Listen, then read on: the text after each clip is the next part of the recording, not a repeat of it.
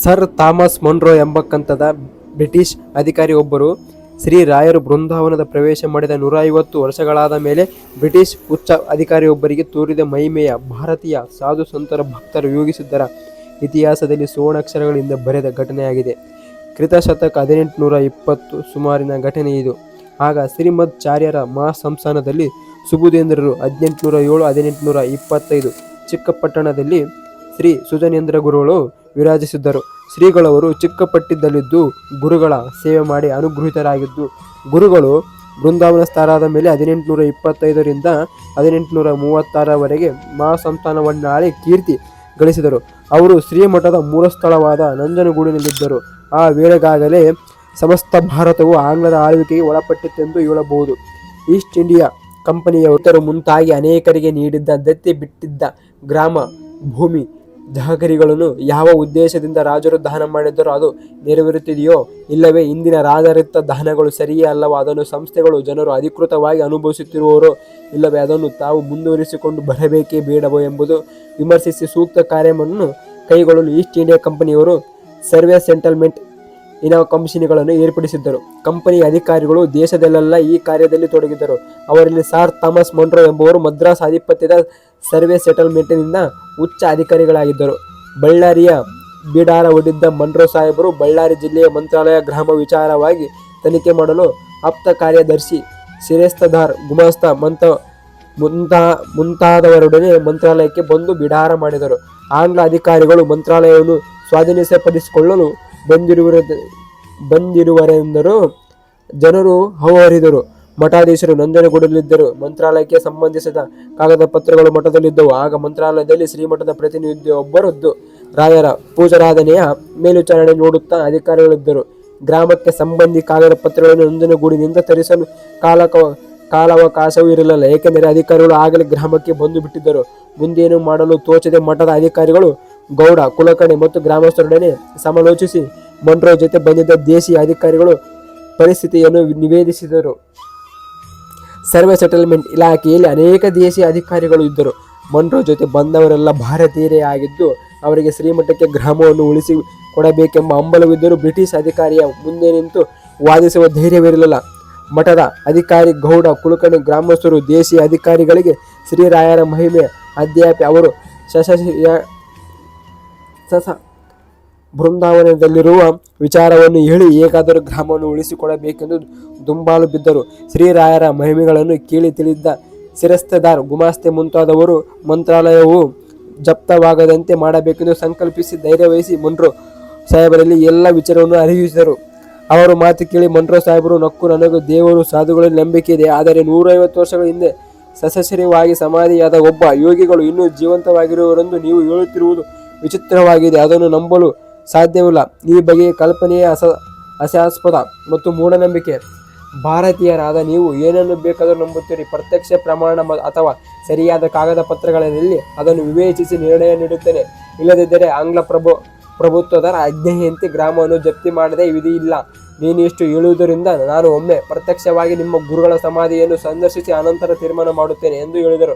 ಈ ವಿಚಾರ ತಿಳಿದ ಮಠದ ಅಧಿಕಾರಿ ಗ್ರಾಮಸ್ಥರು ಖಿನ್ನರಾಗಿ ಶ್ರೀರಾಯರೇ ಆಂಗ್ಲ ಅಧಿಕಾರಿಯ ಮೇಲೆ ಪ್ರಭಾವ ಬೀರಿ ಪ್ರೇರಣೆ ಮಾಡಿ ನಮ್ಮ ಗ್ರಾಮವನ್ನು ಉಳಿಸಿಕೊಳ್ಳಬೇಕೆಂಬುದು ಗುರುರಾಜರಿಗೆ ಮೊರೆ ಹೋಗಿ ಪ್ರಾರ್ಥಿಸಿದರು. ಈ ಸಂದರ್ಭದಲ್ಲಿಯೇ ಶ್ರೀರಾಯರು ತಮ್ಮ ಯೋಗಶಕ್ತಿಯ ಮಹತ್ವವನ್ನು ಬೀರಿ ಆಂಗ್ಲನಾದ ಸರ್ ಥಾಮಸ್ ಮೊನ್ರೋವನ್ನು ವಿಸ್ಮಯಗೊಳಿಸಿದರು. ಅದು ಹೀಗೆ ನಡೆಯಿತು. ಮಂತ್ರಾಲಯದಲ್ಲಿ ಬಿಡಾರವಾಗಿದ್ದ ಮೊನ್ರೋ ಮರುದಿನ ಪ್ರಾತಃಕಾಲ ಗ್ರಾಮದ ಸಂದನಗೊಂದುಗಳನ್ನು ಬಳಸಿ ದಿಡ್ಡಿಯಿಂದಿಳಿದು ಬರುತ್ತಿದ್ದಾರೆ. ಮಠದ ಅಧಿಕಾರಿಗಳು, ಮಂತ್ರಾಲಯದ ಗ್ರಾಮಸ್ಥರು ನೂರಾರು ಆತನನ್ನು ಹಿಂಬಾಲಿಸಿದ್ದಾರೆ. ಯಾರ ಮುಖದಲ್ಲಿಯೂ ತೇಜಸ್ಸಿಲ್ಲ. ಏನೋ ಕಳವಳ. ಆದರೂ ರಾಯರು ತಮ್ಮ ಗ್ರಾಮ ಉಳಿಸಿಕೊಳ್ಳವರೆಂಬ ನಂಬಿಕೆ. ಅದಕ್ಕಾಗಿ ಮನಸ್ಸಿನಲ್ಲಿ ಪ್ರಾರ್ಥನೆ. ಹೀಗೆ ವಿವಿಧ ಗುಣಗಳಾಗಿದ್ದಾರೆ. ದಿಡ್ಡಿಯನ್ನಿಳಿದು ದಿಡ್ಡಿಯನ್ನಿಳಿದು ಬರುತ್ತಿದ್ದ ಮೊನ್ರೋಗೆ ಬೆಳಗಿನ ಸೂರ್ಯನ ಹೊಂಗಿರಣಗಳಿಂದ ತಳತಳನೆ ಹೊಳೆಯುತ್ತಾ ಸಳಸಳನೆ ಹರಿಯುತ್ತಿರುವ ತುಂಗಾಭದ್ರೆಯ ದರ್ಶನವಾಯಿತು. ಆಗ ಮೊನ್ರೋ ಸಾಹೇಬನ ಶರೀರದಲ್ಲಿ ಅದಾವುದೋ ಒಂದು ಶಕ್ತಿ ಹರಿದಂತೆ ಬಸವಾಯಿತು. ಪರಮ ಭಾವನೆಯಾದ ವರಹನ ಇಂದಿಯ ದರ್ಶನ ಮಾತ್ರದಿಂದ ಅವನ ತನ್ನ ಮನಗಳನ್ನು ತೊಳೆದು ಬಿಟ್ಟಳೋ ಏನೋ. ಮೊನ್ರೋ ಸಾಹೇಬ ಭರಭರನೆ ತುಂಗೆಯತ್ತ ಧಾವಿಸಿ ತುಂಗೆಯನ್ನು ಸ್ಪರ್ಶಿಸಿ ನಿರ್ಮಲ ಶೀತಲ ಜಲದಿಂದ ಕೈಕಾಲು ಮುಖಗಳನ್ನು ತೊಳೆದನು. ಹಿಂದೆಂದು ಮೊಂಡ್ರೋರಲ್ಲಿ ಕಾಣದ ಈ ವರ್ತನೆಯಿಂದ ಅವನ ಕಾರ್ಯದಲ್ಲಿ ಅಧಿಕಾರದವರು ಚಕಿತರಾದರು. ಆಪ್ತ ಕಾರ್ಯದರ್ಶಿಯುತ್ತ ತಿರುಗಿ ಮೊಂಡ್ರೋ ಆ ಗುರುಗಳ ಸಮಾಧಿ ಎಲ್ಲಿದೆ ಎಂದು ಪ್ರಶ್ನಿಸಿದನು. ಕಾರ್ಯದರ್ಶಿಯ ಗುರುಗಳ ಆಲಯದತ್ತ ಕೈ ತೋರಿಸಿದ ಗೌಡ ಕುಲಕರ್ಣಿಗಳು ಮುಂದೆ ಬಂದು ಮಾರ್ಗ ಪ್ರದರ್ಶನ ಮಾಡು ಹತ್ತಿದರು. ಗುಂಡು ಕಲ್ಲು ಮುಳ್ಳುಗಳಿಂದ ಆವೃತವಾದ ಕಿರುವಾದ ದಾರಿಯಲ್ಲಿ ನಡೆದು ಮೊಂಡ್ರೋ ಸಾಹೇಬ ಟೊಂಕದೆತ್ತರದ ಪ್ರಾಕಾರ ಗೋಡೆಯಿಂದ ವೃತವಾಗಿದ್ದ ಗುರುಗಳ ಆಲಯದ ಸಮೀಪಕ್ಕೆ ಬಂದನು. ಭವ್ಯ ಶ್ರೀಲಾ ಮಂಟಪದಿಂದ ಶೋಭಿಸುವ 2 ಬೃಂದಾವನಗಳ ಗರ್ಭಾಲಯಗಳು ಎದುರಿಗಿದ್ದ ಶ್ರೀ ವಾಯುದೇವರ ಮಂಟಪವು ಮೊಂಡ್ರೋ ಸಾಹೇಬನ ದೃಷ್ಟಿಗೆ ಗೋಚರಿಸಿದವು. ಆಲಯ ಸಮೀಪಕ್ಕೆ ಬಂದೊಡನೆಯೇ ಅವನಿಗೆ ಹಿಂದೆಂದೂ ಅನುಭವಿಸಿದ ಮನಃಶಾಂತಿ, ಸಮಾಧಾನ, ತೃಪ್ತಿಗಳುಂಟಾದವು. ಮೈ ಪುಳುಕಿಸಿತು. ಕೂಡಲೇ ಧರಿಸಿದ್ದ ಪಾದರಕ್ಷೆಗಳು ಟೋಪಿಗಳನ್ನು ನಿಂತಲ್ಲಿಯೇ ಕಳಚಿ ಚಪ್ರಾಚಿ ಜಮಾನ ಕೈಗೆತ್ತು ಮುನ್ನಡೆದನು. ಮೇಷ ಮಸ್ತಕವಿರುವ ಸಣ್ಣ ಮಹಾದ್ವಾರದ ಬಳಿ ಬಂದು ನಿಂತಾಗ ಹತ್ತಿರವಿದ್ದವರು ಎದುರಿಗೆ ಕಾಣುವುದೇ ಶ್ರೀ ಗುರು ರಾಘವೇಂದ್ರ ಗುರುಗಳು. ಬೃಂದಾವನ ಮಗ್ಗನಲ್ಲಿರುವುದು ಶ್ರೀ ವಾದೀಂದ್ರ ತೀರ್ಥರೆಂಬ ಮತ್ತೊಬ್ಬ ಮಹನೀಯರ ಬೃಂದಾವನ ಎಂದು ಹೇಳಿದರು. ರಾಯರ ಗರ್ಭಾಂಗಣದ ಕಟಾಂಜನದ ಬಾಗಿಲು ಹಾಕಿದಿತ್ತು. ಮೊಂಡ್ರೋ ಸಾಹೇಬ ಗುರುಗಳ ಸಮಾಧಿಯನ್ನು ನಾನು ನೋಡಬಯಸುತ್ತೇನೆ ಎಂದಾಗ ಮಠದ ಅಧಿಕಾರಿಗಳು ಅಪ್ಪಣೆಯಂತೆ ಅರ್ಚಕರು ಕಟಾಂಜನದ ಬಾಗಿಲು ತೆರೆದು ದೂರ ಸರಿದು ನಿಂತರು.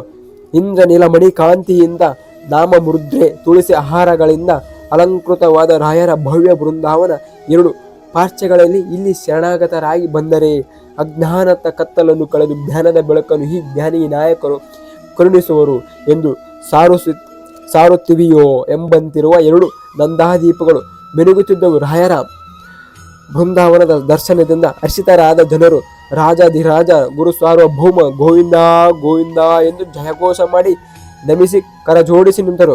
ಅದೇನಾಯಿತೋ ಇದ್ದಕ್ಕಿದ್ದಂತೆ ಮೊಂಡ್ರೋ ಸಾಹೇಬನು ಸೈನ್ಯ ಪದ್ಧತಿಯಂತೆ ಕಾಲು ಜೋಡಿಸಿ ಎದೆ ಹಿಬ್ಬಿಸಿ ವಂದನೆ ಸಲ್ಲಿಸಿ ಕರೆ ಜೋಡಿಸಿ ಇಂದು ಜನರಂತೆ ವಿನಿತನಾಗಿ ನಿಂತನು. ಅದನ್ನು ಕಂಡು ಸುತ್ತಲಿದ್ದವರು ಅಚ್ಚರಿಗೊಂಡರು. ವಿಮತಿಯನು, ವಿಧರ್ಮಿಯನ್ನು, ವಿದೇಶಿಯನು ಆದ ಆಂಗ್ಲ ಪ್ರಭುತ್ವದ ದೊಡ್ಡ ಅಧಿಕಾರಿಯೊಬ್ಬನು ಭಾರತದ ಸಂತರ ಬೃಂದಾವನಕ್ಕೆ ಗೌರವ ಸಲ್ಲಿಸುವುದು ಒಂದು ಅತಿಶಯವಷ್ಟೇ. ಮೊಂಡ್ರೋ ಸಾಹೇಬನ ಮುಖದಲ್ಲಿ ಏನೋ ಪರಮಾದ್ಭುತವನ್ನು ಕಂಡು ಅಚ್ಚರಿಗೊಂಡ ಭಾವ ಕಂಡು ಬರುತ್ತಿದೆ. ಮೊಂಡ್ರೋ ಏನೇನೋ ಅಸ್ಪಷ್ಟವಾಗಿ ಬಡಿಬಿಡಿಸುತ್ತಿದ್ದಾನೆ. ಅದೊಂದು ಅಲ್ಲಿದ್ದವರಿಗೆ ಸರಿಯಾಗಿ ಕೇಳಿಸುತ್ತಿಲ್ಲ. ಆದರೂ ಅವನು ಮಾತನಾಡುತ್ತಿರುವನೆಂಬುದಷ್ಟು ಗೊತ್ತಾಗುತ್ತಿದೆ. ಆಗ ಮೊಂಡ್ರೋ ಪಕ್ಕದಲ್ಲಿದ್ದ ಆಪ್ತ ಕಾರ್ಯದರ್ಶಿ ಶಿರಸ್ತೇದಾರನನ್ನು ಪ್ರಶ್ನಿಸಿದ. ಆಗ ಅವರು ವಿಸ್ಮಿತರಾಗಿ ಒಮ್ಮೆ ಬೃಂದಾವನದತ್ತ ಮತ್ತೊಮ್ಮೆ ಮೊಂಡ್ರೋ ಸಾಹೇಬನತ್ತ ನೋಡುತ್ತಾ ನಕಾರಾತ್ಮಕವಾಗಿ ತಲೆಯಾಡಿಸಿದರು. ಮೊಂಡ್ರೋ ಸಾಹೇಬನು ಈ ವರ್ತನೆ ಪ್ರಶ್ನೆಗಳಿಗೆ ಕಾರಣವಿಲ್ಲದಿರಲಿಲ್ಲ. ಅವನು ತನ್ನ ಜೀವನದಲ್ಲಿ ಹಿಂದೆಂದೂ ಕೇಳಿ ಕಂಡರಿಯದ ಮಹಾಪವಾಡವನ್ನೇ ಕಾಣುತ್ತಿದ್ದಾನೆ. ಏನಾಶ್ಚರ್ಯ! ನಾನು ನೋಡುತ್ತಿರುವುದು ಮತ್ತಾರಿಗೂ ಕಾಣುವುದಿಲ್ಲ. ನಾನು ನೋಡುತ್ತಿರುವುದು ಸತ್ಯವೇ ಭ್ರಮೆಯೇ ಎಂದು ಕಣ್ಮುಚ್ಚಿಕೊಂಡು ಮತ್ತೆ ಬೃಂದಾವನದತ್ತ ನೋಡುತ್ತಾ ಅಚ್ಚಯ್ಯ ಬೂದಿಯಲ್ಲಿ ಮುಳುಗುತ್ತಿದ್ದೇನೆ. ಮೊಂಡ್ರೋ ಮಹಾಶಯ ಅವನಲ್ಲಿ ಕಂಡಿದ್ದೇನು? ಆತನ ದೃಷ್ಟಿಗೆ ಗೋಚರಿಸಿದ ದೃಶ್ಯವಿದು. ಮೊಂಡ್ರೋ ಮಹಾಶಯ ತದೇಕ ದೃಷ್ಟಿಯಿಂದ ಬೃಂದಾವನವನ್ನು ನೋಡುತ್ತಿರುವಂತೆಯೇ ಮಿಂಚಿನ ಗೊಂಚಲ ಮಿನುಗಿಂತಾಗಿ ಶ್ರೀರಾಯರ ಬೃಂದಾವನ ಇಬ್ಬಾಗವಾಯಿತು. ಪ್ರಕಾರ ತೇಜಸ್ಸೊಂದು ಕಣ್ಣು ಕೊರೆಯಿಸುವಂತೆ ಬೆಳಗುತ್ತಿತ್ತು. ಆ ಕಾಂತಿಪುಂಜದಲ್ಲಿ ಮತ್ತೇನು ಕಾಣದಂತಾಗಿದೆ. ಅದನ್ನು ಅಚ್ಚರಿಯಿಂದ ಮೊಂಡ್ರೋ ನೋಡುತ್ತಿರುವಂತೆ ಆ ಪ್ರಕಾರ ತೇಜಸ್ಸು ಬರುತ್ತಾ ಸೌಮ್ಯವಾಯಿತು. ಆ ಭವ್ಯ ಕ್ರಾಂತಿ ಭ್ರಮೆಯ ಮಧ್ಯದಲ್ಲಿ ಶ್ರೀ ಗುರು ಸಾರ್ವಭೌಮನ ದಿವ್ಯ ಮಂಗಳ ಸ್ವರೂಪವು ಗೋಚರಿಸಿತು. ಮೊಂಡ್ರೋ ಸಾಹೇಬನಿಗೆ ಗುರುರಾಜರನ್ನು ಕಂಡು ಭಕ್ತಿ ಗೌರವಗಳುಂಟಾದವು. ಕಂಪಿಶತರಾಗಿ ಮೊಂಡ್ರೋ ಶ್ರೀರಾಯರ ಅಲಭರ್ಷಣದಿಂದ ಪುನೀತನಾದ. ಅವನ ಮನದ ಕಲ್ಮಶಗಳು ತೊಳೆದು ಹೋದವು. ನಿರ್ಮಲ ಭಾವುಕತೆ ಅವನ ಶರೀರದಲ್ಲಿ ಪುಟಿದೆದ್ದಿತು. ಆಶ್ಚರ್ಯ, ಆನಂದ, ಭಕ್ತಿಗಳಿಂದ ರೋಮಾಂಚಿತನಾದ ಅವನ ಮನದಲ್ಲಿ ಅನಿವರ್ಚಿತೆಯ ಭಾವನಾಂತರಗಳು ಹೊರಹೊಮ್ಮಿದವು. ಭಾರತದ ಶ್ರೇಷ್ಠ ಯೋಗಿಗಳವರು 150 ವರ್ಷಗಳಿಂದ ಸಮಾಧಿಯನ್ನು ಪ್ರವೇಶಿಸಿದ ಇವರು ಇನ್ನೂ ಜೀವಂತರಾಗಿರುವವರಲ್ಲ. ಮಾನವರ ಬುದ್ಧಿ ಶಕ್ತಿ ಸಾಹಸಗಳು ಮೀರಿದ ಯಾವುದೋ ಒಂದು ಅದ್ಭುತ ಶಕ್ತಿ ಇವರಲ್ಲಿ ಮನೆ ಮಾಡಿರಬೇಕು. ನಮ್ಮ ಪೂಜ್ಯ ಬೈಬಲ್ ಗ್ರಂಥವು ಇನ್ನು ಇಂಥ ಅಮಾನುಷಕ್ತಿ ಸಂಪನ್ನರಾದ ಮಹಾತ್ಮರ ವೀರರ ಗಾಥೆಗಳನ್ನು ಬಣ್ಣಿಸುವುದಿಲ್ಲವೇ?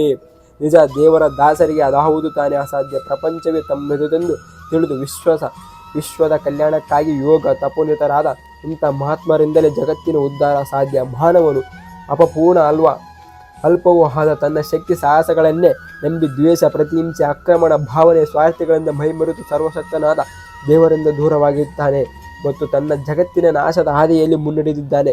ಇದರಿಂದ ಜಗತ್ತಿನ ಕಲ್ಯಾಣವಾಗುವುದು. ಈ ಭಾರತೀಯರು ತಮ್ಮ ಮತ್ತು ಭಾರತದ ಮೇಲೆ ಯಾರೇ ದಾಳಿ ಮಾಡಲಿ, ಆಕ್ರಮಿಸಿ ಆಳಲಿ ಭಾವಿಸಿ ಶಾಂತಿಯಿಂದ ಸುಖವಾಗಿ ಜೀವಿಸುತ್ತಿದ್ದಾರೆ. ಅನೇಕ ಆಘಾತಗಳು ರಾಷ್ಟ್ರ ಮೇಲಾದರೂ ಅವೆಲ್ಲವನ್ನು ಆತ್ಮಶಕ್ತಿಯಿಂದ ಎದುರಿಸಿ ಇಂದಿಗೂ ವಿಶ್ವಕ್ಕೆ ಒಳಿತನ್ನು ಬೋಧಿಸುತ್ತಾ ಜ್ಞಾನದ ಬೆಳಕನ್ನು ನೀಡುತ್ತಿರುವ ಇಂಥ ಮಹನೀಯರಿಂದಲೇ ಈ ದೇಶವು ವಿಶ್ವಖ್ಯಾತಿಯಾಗಿದೆ. ಈ ರಾಷ್ಟ್ರವು ಇಂಥ ಮಹಾತ್ಮರನ್ನು ಪಡೆದಿರುವುದರಿಂದಲೇ ಇಂದಿಗೂ ಜಗತ್ತಿಗೆ ಶಾಂತಿ, ಸ್ನೇಹ, ಭಾವನೆಯನ್ನು ಮಹತ್ವದ ಉಪದೇಶಿಸುತ್ತಾ ಜಗತ್ತಿನ ಶ್ರೇಷ್ಠ ಅಧ್ಯಾತ್ಮಪರ ರಾಷ್ಟ್ರವೆನಿಸಿ ಮಾನ್ಯವಾಗಿದೆ ಎಂದು ಹೇಳುತ್ತಾನೆ. ಹೀಗೆ ಭಾವನೆಗಳ ಗುಂಗಿನಲ್ಲಿ ಮೈಮೆರೆಯುತ್ತಿದ್ದ ಮನ್ರೋ ಎಚ್ಚೆತ್ತು ಗುರುಗಳಿಗೆ ಮತ್ತೊಮ್ಮೆ ವಂದಿಸಿ ನಿಂತರು. ಗುರುರಾಜರು ಅವನ ಜೊತೆಗೆ ಮಾತನಾಡಿ ಯಥೋ ಧರ್ಮಸ್ಥೋ ಜಯ ಎಂಬ ದಿವ್ಯ ಮಂತ್ರವನ್ನು ಪ್ರದೇಶಿಸಿ ಫಲಮಂತ್ರಾಕ್ಷತೆಯನ್ನು ಆಶೀರ್ವದಿಸಿ ಅವನು ನೋಡುತ್ತಿರುವಂತೆಯೇ ಅದೃಶ್ಯರಾದರು. ಇದ್ಯಾವುದೋ ಹತ್ತಿರವಿದ್ದವರಿಗೆ ತಿಳಿಯಲಿಲ್ಲ. ಆದರೂ ಮನ್ರೋ ಸಾಹೇಬನ ಕರಕದಲ್ಲಿದ್ದ ಮಂತ್ರಾಕ್ಷತೆಯನ್ನು ಸಕಲರು ಕಂಡು ವಿಸ್ಮಿತರಾದರು. ತಮ್ಮ ಗ್ರಾಮವನ್ನು ಉಳಿಸಿಕೊಳ್ಳಲು ರಾಯರು ಆರೋಪಿ ಅಧಿಕಾರಿಗಳು ದರ್ಶನವಿತ್ತು ಅನುಗ್ರಹಿಸರೆಂದು ಗ್ರಹಿಸಿ ಗುರುರಾಜರ ಜಯಧ್ವನಿ ಮಾಡಿ ಕೊಂಡಾಡಿದರು. ಮನ್ರೋ ಸಾಹೇಬನ ಮುಖದಲ್ಲಿ ತೃಪ್ತಿ, ಸಂತೋಷಗಳು ಕಿರುಗಿನೊಡೆಗೆ ದಂಡವಿಸುತ್ತಿತ್ತು. ಶಿರಸ್ತ್ರಧಾರನಿಗೆ ಮಂತ್ರಾಕ್ಷತೆ ತೋರಿ ಗುರುಗಳು ದರ್ಶನವಿತ್ತು ಮಾತನಾಡಿ ಇದನ್ನು ನೀಡಿದರು. ಇದನ್ನೆನ್ನೋ ಮಾಡಬೇಕು ಎಂದು ಪ್ರಶ್ನಿಸಿದರು. ಸಮೀಪದಲ್ಲಿದ್ದವರು, ಸ್ವಾಮಿ, ಇದು ನಿಮಗೆ ದೊರಕಿದೆ. ಗುರುಗಳ ಅನುಗ್ರಹಿತರಾದ ಮಂತ್ರಾಕ್ಷತೆ ಪವಿತ್ರವಾದುದು. ಇದು ಯಾರಿಗೂ ದೊರೆಯುವುದಿಲ್ಲ. ನೀವು ಭಾಗ್ಯಶಾಲಿಗಳು. ಇದನ್ನು ಶಿರದ ಧರಿಸಬೇಕು. ಭದ್ರವಾಗಿ ಇಟ್ಟುಕೊಂಡರೆ ನಿಮ್ಮ ಮನೋರಥಗಳೆಲ್ಲ ಸಿದ್ಧಿಸಿ ಮಂಗಳವಾಗುವುದು ಎಂದು ಹೇಳಿದರು. ಮನ್ರೋ ಆನಂದದಿಂದ ಮಂತ್ರಾಕ್ಷ ಶಿರದಲ್ಲಿ ಮಂಗಳ ಧರಿಸಿ ಅರ್ಧ ಭಾಗ ಅಂದಿನ ತನ್ನ ಭೋಜನಕ್ಕೆ ಉಪಯೋಗಿಸಲು ಹೇಳಿ ಆಪ್ತ ಕಾರ್ಯದರ್ಶಿಗೆ ಕೊಟ್ಟು ಉಳಿದ ಅರ್ಧ ಮಂತ್ರಾಕ್ಷತೆಯನ್ನು ತನ್ನ ಕರವಸ್ತ್ರದಲ್ಲಿ ಕಟ್ಟಿ ಕಿಸೆಗೆ ಸೇರಿಸಿದನು. ಅನಂತರ ರಾಯರ ಬೃಂದಾವನಕ್ಕೆ ಕರ ಮುಗಿದು ಎಲ್ಲರೊಡನೆ ಬಿಡಾರಕ್ಕೆ ತೆರಳಿದನು.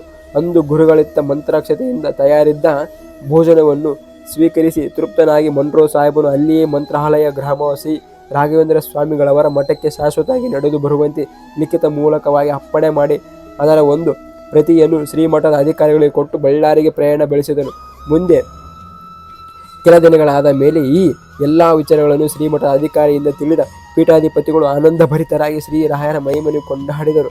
ಶ್ರೀರಾಯರ ಕೃಪೆಗೆ ಪಾತ್ರರಾದ ಮನೋ ಸಾಹೇಬರು ಮುಂದೆ ಬ್ರಿಟಿಷ್ ಸರ್ಕಾರದಿಂದ ಸರ್ ನೈಟ್ ವುಡ್ ಪ್ರಶಸ್ತಿಯನ್ನು, ಮದ್ರಾಸ್ ಪ್ರಾಂತ್ಯದ ರಾಜ್ಯಪಾಲ ಪದವಿಯನ್ನು ಪಡೆದು ಸರ್ ಥಾಮಸ್ ಮನ್ರೋ ಎಂದು ವಿಖ್ಯಾತರಾದರು.